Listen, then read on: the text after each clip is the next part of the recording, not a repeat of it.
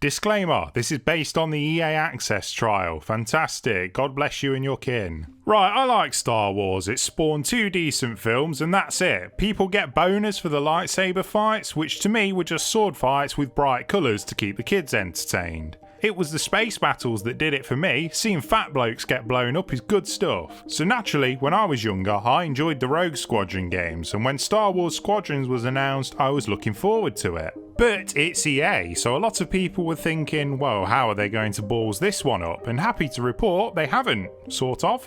The campaign seems a bit uninspired. You can only play 2 levels with the trial, and all I saw of the plot is some bloke defects from the Empire to the Rebels because he realised they were evil after blowing up Alderaan.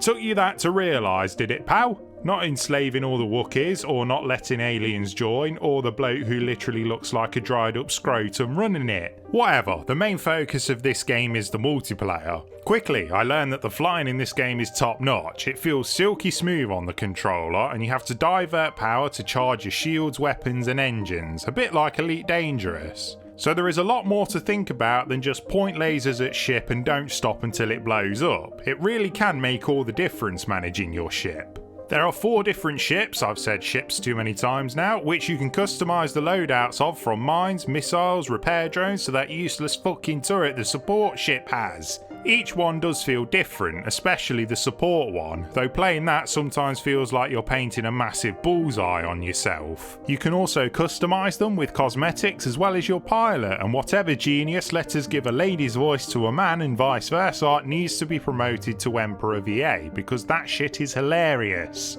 But I don't really get why you would get excited about the cosmetics, as you barely ever see other pilots and you never get close enough to other people's crafts to see the details anyway. There's 2 game modes and both are 5v5. It's called Star Wars, not Star Skirmishes. Where's the big battles with loads of ships? You have Dogfight mode, which is a 5v5 deathmatch, and if you want to win this, use the A-Wing. Then there's fleet battles, which feel a bit better scale-wise because of the inclusion of AI fighters, but they don't really do anything, they just fart about, and you also have a couple of capital ships to blow up, and then the main one. It feels a bit MOBA-like in that if you rush at the enemy's zone, every single cannon and player will open fire on you. It is pretty good though. You have to destroy systems on the capital ships and take out the turrets to give your team the upper hand. But most people I've played with just blindly speed right up to the big metal twat and pump lasers into it hoping for the best. I don't know if I like the momentum meter. You have to kill a certain number of enemies before you can go on the offensive. It does give the matches more structure as you won't have people just wandering off, but it also takes out some of the tactical opportunities. There's only 6 maps, but only 4 of them are pretty good. They have loads of debris and obstacles to fly through, crashing needs to be punished more. I've Allah Akbar'd right into asteroids and I just bounced off them with barely any damage. In a game where precise flying is important, this needs to be implemented.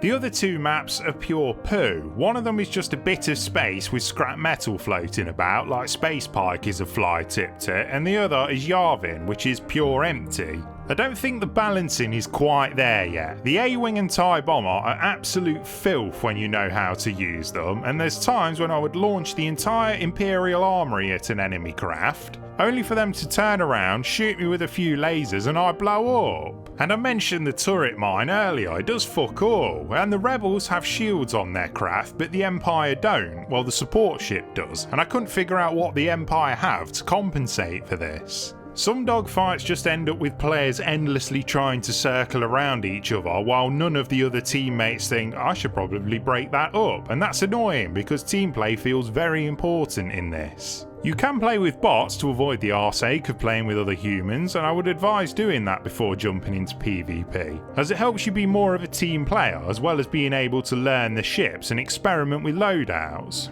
It looks phenomenal, the interiors all look highly detailed and the explosions are the bollocks. I don't have anything to complain about audio and visual wise, it's top stuff. I like that the game is locked in the first person view. I always find going third person in games like this gives you a massive advantage because of the wider field of view. All in all, Star Wars Squadrons has the foundations of a really good game, but it needs more meat on it, even for 35 quid. 2 modes isn't enough, and like a lot of games nowadays, I would say wait for some updates first. It is right.